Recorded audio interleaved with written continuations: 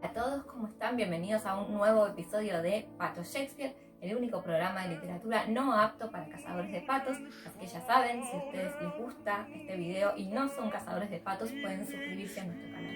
Bueno, hoy vamos a retroceder un poco en el tiempo con relación a nuestro último video. Habíamos dejado en Charles Dickens y con eso habíamos avanzado, sí, ya casi hasta finales del siglo XIX. Y hoy vamos a remontarnos de nuevo hacia principios de este siglo para hablar de un autor al que particularmente yo quiero mucho y con el que me siento bastante identificada, no por el talento, claro está, sino más bien por su posición en la vida, su manera de pensar y otros aspectos que vamos a ir desarrollando a lo largo de este episodio.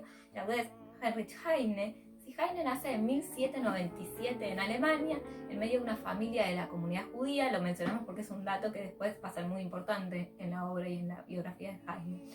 Y Heine era el hijo de un comerciante, no muy exitoso, sí, le costaba bastante el tema de las finanzas al padre de Heine, pero sí Heine tiene un tío, el tío Salomón, que sí era bastante habilidoso con los negocios y había acumulado una gran fortuna, y el tío Salomón de alguna manera va a apadrinar a Heinrich, y en principio le va a montar una empresa que Heine, que había heredado más bien las dotes para el comercio de su padre, que de su tío, lo funde muy rápido.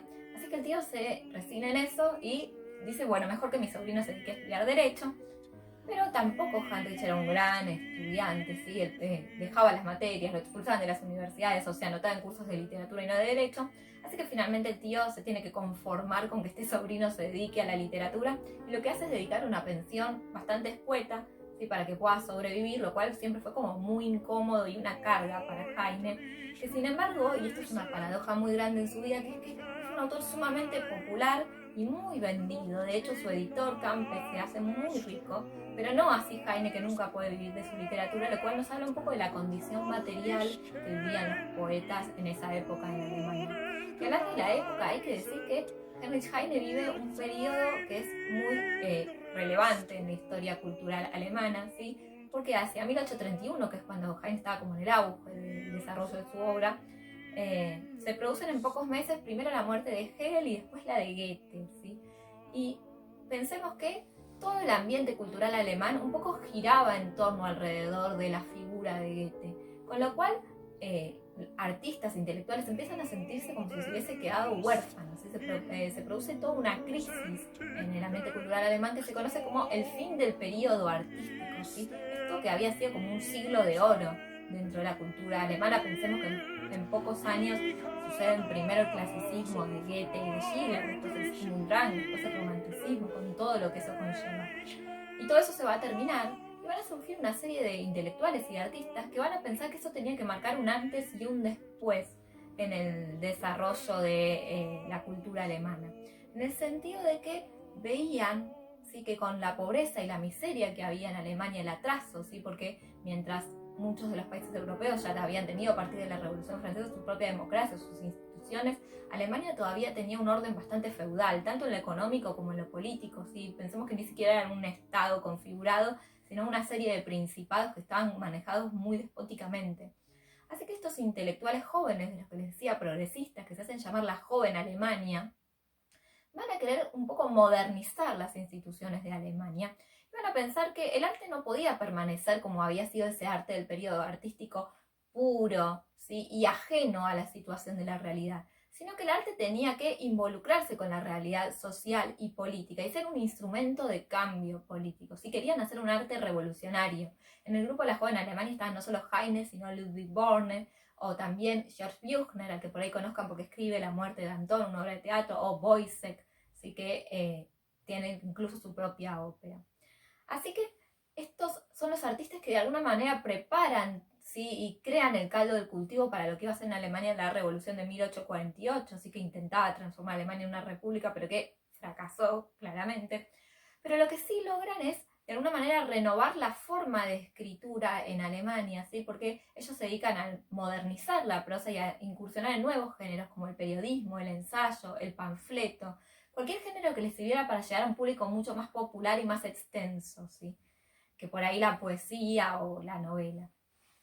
Y una cuestión importante es que los jóvenes de la joven Alemania se la agarran sobre todo contra un enemigo en común, y ese enemigo va a ser el romanticismo. Pensamos que el romanticismo en principio había sido un movimiento también revolucionario que venía a tratar de destruir las formas anquilosadas del arte, ¿sí? Y a renovar y a traer libertad. Pero con el tiempo, sí, ya para la década de 1820 e incluso antes, se habían vuelto un movimiento bastante conservador en lo artístico, pero también en lo político, ¿sí? Muchos de los integrantes del primer romanticismo, como Friedrich Schlegel, nosotros hablamos del primer romanticismo en nuestro episodio de Hiperión, ¿sí? Pero Hölderlin, ¿sí? Ya no estaba escribiendo y pensemos que artistas como Schlegel, les decía, incluso se convierten al catolicismo, ¿sí? Reniegan de toda esa etapa revolucionaria que habían tenido en la juventud, ¿sí? Y una de las soluciones que habían encontrado estos románticos, ¿sí? Ante esto que veían del avance de la revolución industrial, no tanto en Alemania, que no estaba industrializada, pero sí en el resto de Europa, y la deshumanización que eso traía, la sensación de alienación para el hombre que traía el avance del capitalismo. Si quieren saber lo que es alienación, pueden tratar de usar el home banking, siempre digo eso. Pero bueno, volviendo a qué solución encuentran los románticos a estos, es replegarse en la Edad Media y ver a la Edad Media como el estadio ideal de la humanidad, como la edad de oro, ¿sí? La época en la que el hombre estaba en contacto directo con la naturaleza, con lo místico, la era de la caballerosidad y el valor. Y parece ser que se olvidaban de que la Edad Media no era un momento tan idílico, porque si no te cortaban la cabeza por hereje, te quemaban por bruja, y eso si no eras pobre, porque si eras pobre lo único que podías esperar era que no te comieran las ratas y con eso ya estabas hecho. Así que bueno, los románticos ven en esta tendencia, ¿sí? Hacia lo mistificante, ¿sí? Algo como muy peligroso, ¿sí? Y sobre todo Heine, ¿sí? Veía que eso podía derivar en cualquier cosa, ¿sí? Con lo cual Heine decía que el romanticismo era una rama que había que extirpar, ¿sí? Y en eso coincide un poco con Goethe, que fue el primero en decir llamó a lo romántico lo enfermo y a lo clásico lo sano, ¿sí? A pesar de que Heine a veces se la agarrara con Goethe. Pero bueno, de toda la joven Alemania, de hecho, Heine fue el que tuvo la relación más ambivalente con el romanticismo, porque si bien lo critica, también muchas veces toma cosas de la estética romántica. Por ejemplo, en 1827 él escribe su primer libro conocido, que es su libro de canciones, ¿sí? Un libro de poemas.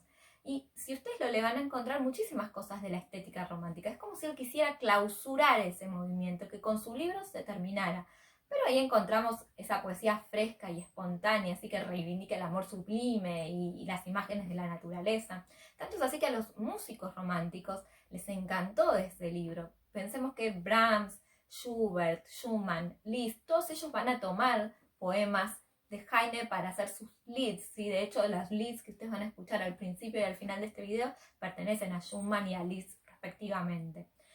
Pero por ahí los lectores de ese momento no lo captaron, pero ya conociendo lo que iba a venir después en la obra de Heine, nosotros podemos notar que ya desde ese primer libro hay una especie de actitud irónica para hacer el romanticismo. Es como si Heine se tratara de meter en estética del romanticismo, pero solo para desmontarla y deconstruirla.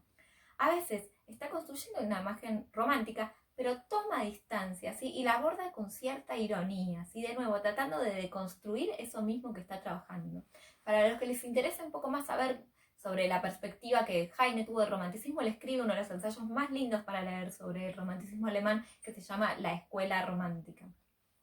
Pero bueno, es importante decir que otra de las críticas que Heine le va a hacer al romanticismo es en relación hacia su actitud patriótica y nacionalista. Si Heine es un autor que, si bien en un principio fue muy bien recibido, pronto iba a recibir y iba a empezar a molestar a muchísima gente. ¿Por qué? Porque en su obra es irreverente tanto en cuanto a lo estético como en cuanto a lo moral. ¿Sí? Heine blasfema, se burla de Dios, tiene una profunda crítica hacia la aristocracia. ¿Sí? Él va a decir a veces que los aristócratas se parecen a los caballos porque quieren que los valoren por su pedigrí.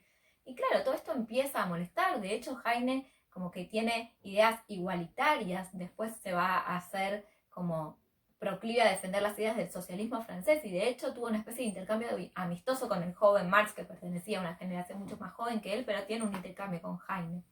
Con lo cual, por supuesto, va a padecer la censura. Heine se tiene que exiliar de Alemania, se va a vivir a Francia en 1831. ¿Sí? Poco después sus libros van a ser prohibidos, y más adelante, en 1851, incluso se va a organizar en Prusia una quema, ¿sí? De los libros de Heine. Y Heine es tristemente célebre, que dice algo así como que donde se queman libros pronto se van a quemar personas, y tuvo razón, porque la vez siguiente en la que se organizó una quema de sus libros fue en la Alemania nazi, ¿sí? Hitler estaba especialmente empecinado con hacer desaparecer a Heine de Alemania, ¿sí? Él decía que mientras la poesía alemana era viril y masculina, la poesía de Heine era afeminada, ¿sí? Y entonces, como les decía, va a tratar de hacerlo borrar incluso de las enciclopedias y historias de la literatura alemana, pero lo paradójico es que uno de los poemas de Heine, tal vez su poema más famoso, que se llama Lorelei,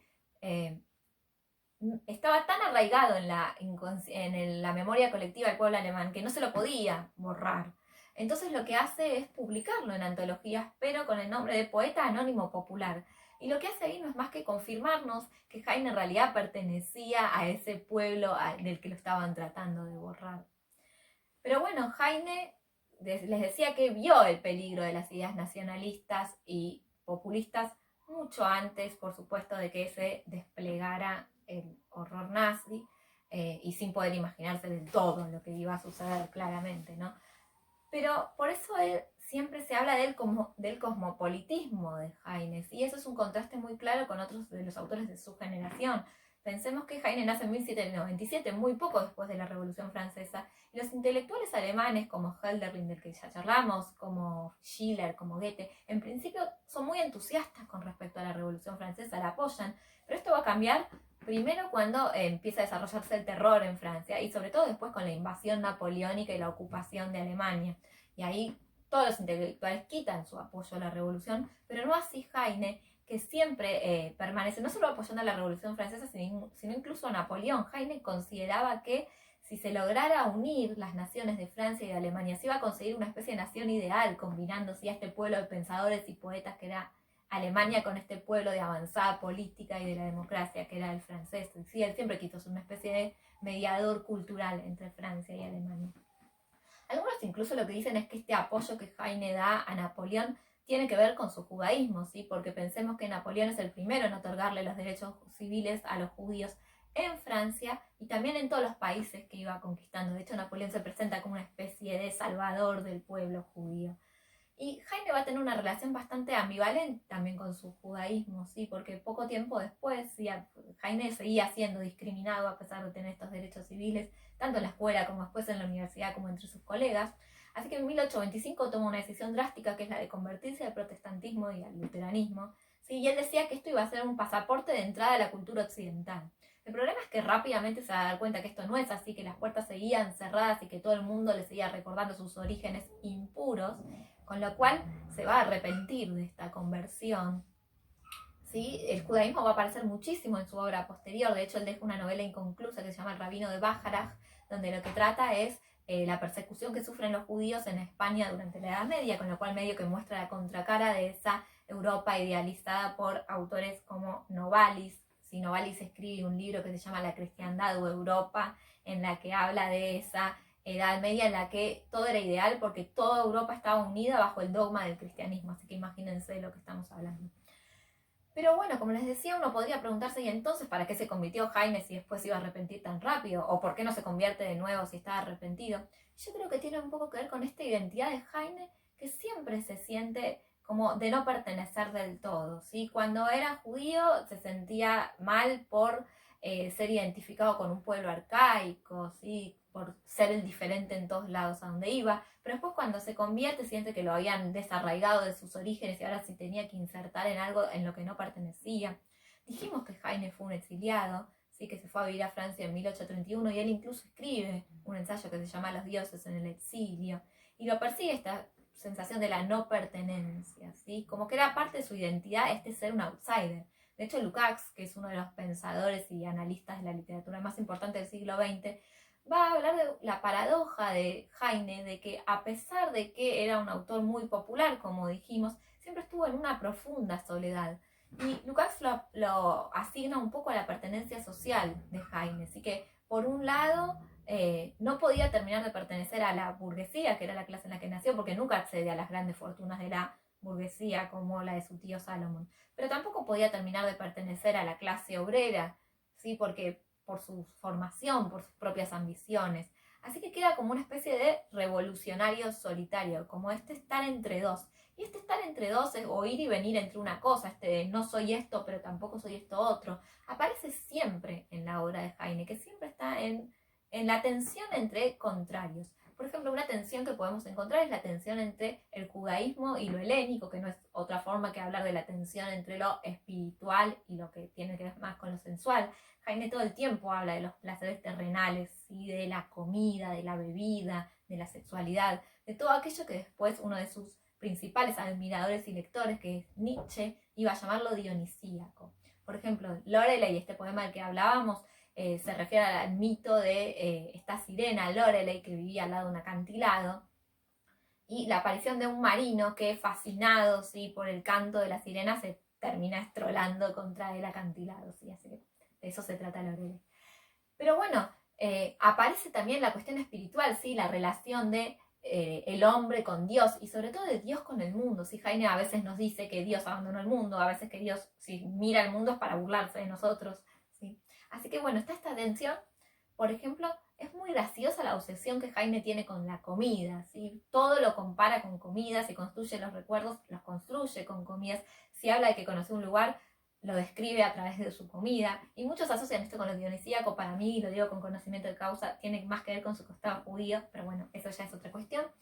Y después otra de estas antítesis que aparecen en su obra es la antítesis, a Heine se lo va a llamar el poeta de la risa y de lo trágico, ¿sí? De la tristeza, ¿sí? Porque se mezclan la comedia con la tragedia, o lo sublime con lo ridículo.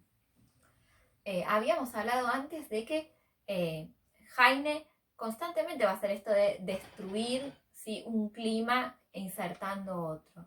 A este recurso que los griegos llamaban batos, dije batos, no patos, pato, no seas egocéntrico, por favor. Además, patos en griego significaría otra cosa también. Pero bueno, ¿qué es esto del batos? Este recurso que ya está en la literatura clásica es insertar en un nivel de la narración algo que pertenece a un nivel más bajo, ¿sí?, más vulgar, ¿sí? Entonces es como destruir, nuevamente les decía, un clima, ¿sí? Por ejemplo, cuando Heine está escribiendo una poesía sumamente lírica y cuando llega ese momento de lirismo máximo, lo que hace es introducir un vulgarismo, de introducir algo de lo prosaico, y así destruye el clima, así como que nos pinchara el globo. Por ejemplo, cuando está describiendo la ciudad de Göttingen, dice: Göttingen se caracteriza por su universidad y sus salchichas. Se entiende que hay algo que no cuadra, como si hubiese una especie de nota disonante, ¿sí? Y esta cuestión también aparece en relación a esa mezcla de géneros que va a estar siempre en la literatura de Heine, ¿sí? Porque en el fondo el humor de Heine es lo que hace es destruir un clima, ¿sí? Se destruye y aparece esta cuestión de lo fragmentario, ¿sí?, en los géneros mezclados, como le decía, de la comedia mezclada con la tragedia, pero también de el poema mezclado con el chiste, o el ensayo y la leyenda, ¿sí? Con lo cual es una estética, como les decía, fragmentaria, rupturista. No sabemos muy bien a dónde va a veces Heine. Y otra cuestión que habría que destacar de su literatura es la preponderancia de lo autobiográfico, ¿sí?, de las memorias en primera persona, aunque nunca construidas en un tono realista, porque Heine siempre hace esto de insertar lo grotesco, lo exagerado, lo hiperbólico. Así que eso sucede, por ejemplo, en narraciones como las memorias de Jana Belebowski, o también en sus Noches Florentinas, pero también incluso en sus poemas, ¿sí?, como Ata Troll, ¿sí? Siempre va a aparecer esta mezcla de lo grotesco y lo sublime. Nosotros hoy vamos a hablar, sin embargo, no de sus cuentos, sino de esto que tiene que ver más con lo autobiográfico, que son sus relatos de viaje, cuadros de viaje. Un libro sumamente bello. Y para empezar a hablar de eso, antes tendríamos que hablar en realidad un poco de la literatura de viajes, ¿sí? Porque si hablamos de la relación entre viajar y de lo literario, estamos hablando de una relación que existe casi desde que existe la literatura, ¿sí? Por algo, Emily Dickinson dice: para viajar no hay mejor nave que un libro. Y si pensamos ya la Odisea, de lo que se trata es de los viajes de Odiseo. O pensemos, por ejemplo, en la historia verdadera, ¿sí?, de el poeta Luciano, que era sirio pero escribía en griego, ¿sí?, y que nos habla ya en el siglo II de un viaje a la luna, con lo cual muy verdadera no era la historia. Y digamos que también en la Edad Media, ¿sí?, esta cuestión de cuando los viajeros empiezan a trasladarse a tierras lejanas en búsqueda de especias, de cualquier tipo de elementos de comercio, iban a empezar a escribir sus memorias. Y muchas veces, por más que juraran y perjuraran que esas memorias de esas cosas exóticas que habían visto en tierras lejanas eran reales, en realidad se trataba muchas veces de exageraciones hasta el absurdo, ¿sí? De palacios extraordinarios, de animales fantásticos, de cualquier cosa fascinante que pudiese atraer al lector del momento, aun cuando no fuera del todo verosímil. En ese sentido podemos pensar desde los viajes de Marco Polo hasta, por ejemplo, los viajes de Sir John Mandeville, ¿sí? Un inglés que escribe alrededor del año 1300. Sin embargo, cuando nosotros hoy en día hablamos del género de literatura de viajes, no nos referimos a eso, sino a un género que, como tantos otros, nace en el siglo XVIII. Pensemos que en este siglo, incluso antes de la Revolución Industrial, se van a empezar a mejorar en Europa muchísimo las rutas, las comunicaciones, los caminos, con lo cual viajar, si esto que nosotros hasta hace poco considerábamos que era una moda que nos pertenecía a nosotros y a nuestras selfies en Instagram, en realidad es una tendencia así que surge y es un furor en el siglo XVIII. Pensemos que también el siglo XVIII es el siglo de la burguesía, ¿sí? Es un siglo en el que la burguesía empieza a acumular grandes fortunas y empieza a imitar en masa las costumbres de los aristócratas, y entre ellas la principal era el Grand Tour, ¿sí? Pensemos que ningún joven, ya sea un gran burgués o ya sea un aristócrata que se preciara de sí, podía considerar que su educación estaba concluida si no viajaba, ¿sí? Sobre todo a Francia o a Italia, ¿sí? A conocer lo que había sido el arte del Renacimiento y la gran cultura, ¿sí? Occidental, a ver las ruinas de Pompeya o el arte de los pintores renacentistas, ¿sí? De Rafael, de Dante, de Tiffany. Así que bueno, en este momento además la literatura de viajes empieza a ser escrita por autores prestigiosos, y ese es otro gran cambio, empieza a tener una pretensión tanto de autenticidad, ¿sí? Porque se suponía que estos viajes relataban memorias reales y ya no exageradas como la Edad Media, pero además una pretensión estética. Y con esto un poco hay un giro en cuanto a lo que se pretendía escribir con la literatura de viajes. Si antes era más que nada contar eso exótico de ese mundo otro y no europeo que se había visto, ahora lo que importa es más bien la percepción de la persona que escribe, de qué sintió aquel viajero. Y uno de los libros que va a cambiar, ¿sí?, la manera de escribir literatura de viajes es Los viajes sentimentales de Laurence Sterne, ¿sí?, un autor del que nosotros ya hablamos cuando hablamos del Tristram Shandy, ¿sí? Y en este libro lo que sucede es que Sterne construye un alter ego, Yorick, ¿sí?, que se va a empezar a conmover con todo aquello que él percibe y se encuentra durante su viaje por Francia e Italia, ¿sí? De lo que va a hablar es de sus sentimientos y va a usar de todo tipo de géneros que le sirvan para expresarse. Por ejemplo, introduce cartas, poemas, canciones, todo aquello que él va escuchando, recopilando y que le produce algún tipo de sentimiento. Y este libro, que es un éxito sumamente revolucionario en Europa, ¿sí?, en Inglaterra, pero también muchísimo en Alemania, va a tener un sinfín de imitaciones. Por ejemplo, podemos pensar en el alemán Karl Felix Moritz, que escribe primero Viajes de un alemán por Inglaterra, después Viajes de un alemán por Alemania, y que incluso su novela más conocida, Anton Reiser, se llama Reiser en alemán, es viajero. Pensemos que también Goethe va a escribir sus viajes por Italia, y además los viajes por Italia de Goethe van a ser sumamente importantes en su obra, porque es un momento bisagra en el que él genera toda una especie de cambio estético a partir del contacto con el arte clásico en Italia. Y bueno, Heine también va a ser sumamente influenciado por Sterne, sobre todo en esta cuestión de la mezcla de géneros. En realidad sus cuadros de viaje se publican en 1831, hizo una serie de recopilación de textos que se fueron publicando autónomamente de 1826 a 1831, cuando Heine efectivamente viaja por Europa.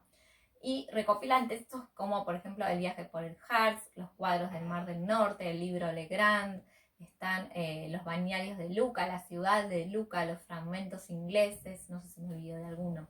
Pero bueno, en estos libros lo interesante es que ni siquiera todos hablan efectivamente de un viaje. Por ejemplo, el libro Legrand es más bien una rememoración de la infancia del autor, o los cuadros del Mar del Norte lo que hacen es recopilar una serie de poemas que él escribe, o los fragmentos ingleses son una serie de ensayos que él escribe cuando está en Inglaterra, pero que en realidad se parecen mucho a sus ficciones, como por ejemplo las de Memorias de Jenna Blavatsky.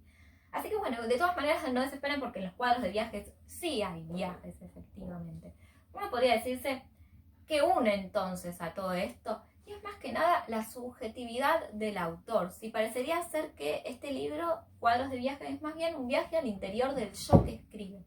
Como les decía, por ejemplo, uno de los libros que sí habla de un viaje es El viaje por el Harz, ¿sí? Donde lo que él hace es describir su estadía en una de las ciudades universitarias de Alemania, Göttingen, y ahí aprovecha Heine para hacerte una feroz crítica a la educación en Alemania, ¿sí? Al ambiente académico que él veía como sumamente filisteo, como burgués, conservador. Y él pugnaba por una educación que tuviese más que ver en relación a las ideas de la joven Alemania con la experiencia, con el viaje, por ejemplo. Acá también se aprovecha para criticar otra vez a la aristocracia, como siempre sucede. O también podemos pensar ya en cuanto a la crítica social lo que sucede en los fragmentos ingleses, ¿sí? En donde Heine, y en esta cuestión que siempre decíamos, cuando estaba en Alemania veía que Alemania era atrasada e Inglaterra era el espacio de la modernidad y del cambio, pero cuando llega a Inglaterra empieza a concebir a los ingleses como fríos y calculadores y empieza a analizar un fenómeno que después Marx iba a llamar el fetichismo de la mercancía. ¿Sí? ¿Qué significa esto? Que él empieza a ver que mientras en Inglaterra las cosas están cada vez más humanizadas, son todas diferentes entre sí, atraen la atención, son brillantes, son llamativas. Las personas están cada vez más deshumanizadas, son autómatas, son todos iguales entre sí, como si fuesen máquinas. Y esto le pasa mucho cuando camina por la ciudad de Londres, ¿sí? Así que podemos hablar de toda esta serie de libros, ¿sí? Una parte de las más lindas e interesantes es la que él escribe durante sus viajes a Italia, tanto en los balnearios de Lucca como en la ciudad de Lucca, en la que lo que hace es mucho es seguir los pasos de su amado y odiado Goethe, sí, que también había viajado por Italia, y por ejemplo se va a acordar mucho de la canción de Mignon. Mignon era un personaje que Goethe crea en el Wilhelm Meister en homenaje a Italia, y que canta una canción que empieza con un verso muy famoso en alemán que dice algo así como "conoces el país donde florecen los limoneros", que por supuesto es Italia. ¿Sí? Y también se va a acordar de los viajes de otros poetas románticos alemanes, ya sean Lord Byron, al que exalta todo el tiempo, o Shelley, que muere de hecho en Italia. Y va a aparecer mucho de lo pintoresco en estos viajes por Italia, de las costumbres, de la gente, de los bailes, del arte italiano. Y un poco lo que sucede en todos estos libros de viaje es que se construyen estereotipos: el alemán académico y presuntuoso, el inglés frío y calculador, el italiano que es artístico y alegre. Pero me parece que es interesante porque es donde se ve mejor este Heine tan cosmopolita, tan lúcido, ¿sí? Que está siempre como mirando desde afuera esos cuadros que él construye y sintiéndose, sí, un extranjero, pero a la vez buscando un hogar. Así que me parece que es una especie de expresión de ese desgarro que siempre iba a sentir Heine ahí a donde él fuera. Así que bueno, eso fue todo por hoy. Los esperamos en un nuevo episodio de Pato Shakespeare y ya saben, si les gustó, suscríbanse a nuestro canal y hasta la próxima. Chau, chau.